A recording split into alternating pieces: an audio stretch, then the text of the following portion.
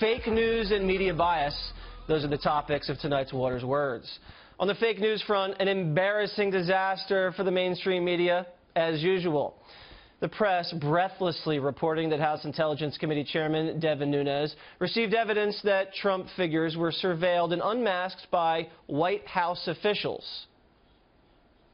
Two senior White House officials saying that at least two White House officials.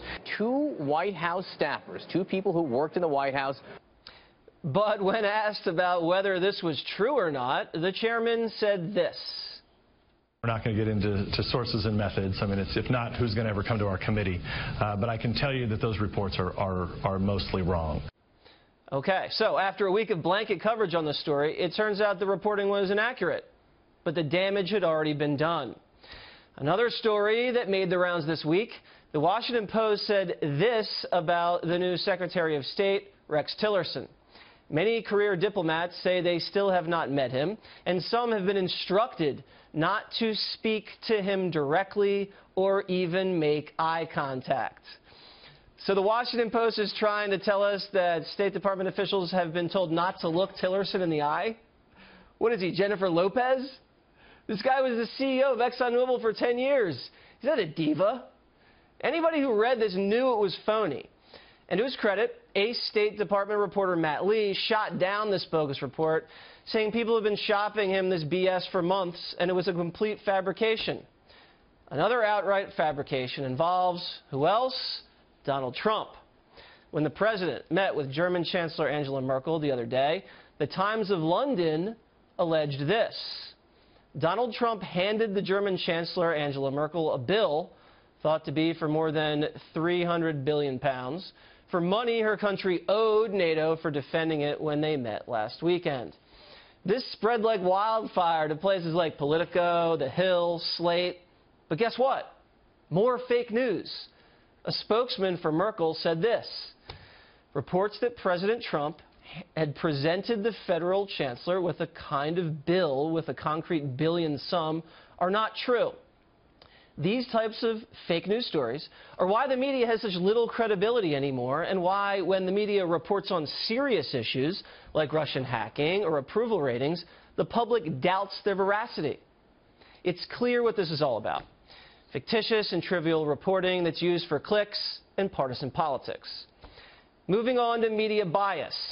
This week was an especially bad week, but I feel like I say that every week. Sean Spicer delivered a clever zinger at a briefing on Tuesday. If the president puts Russian salad dressing on his salad tonight, somehow that's a Russian connection. Spicer's got jokes. But the humorless folks over at CNN, you know what they did? They fact-checked the joke. Thing is, Russian dressing isn't Russian. Also, it's really not for salads, but more of a sandwich spread, usually a Reuben. Russian dressing typically is served with corned beef, Swiss, and sauerkraut on a Reuben sandwich. The mayo and ketchup concoction, often dressed up with horseradish and spices, was created in Nashua, New Hampshire. Ooh. Guys, you just fact-checked Russian dressing. Take a lap. Here's another one.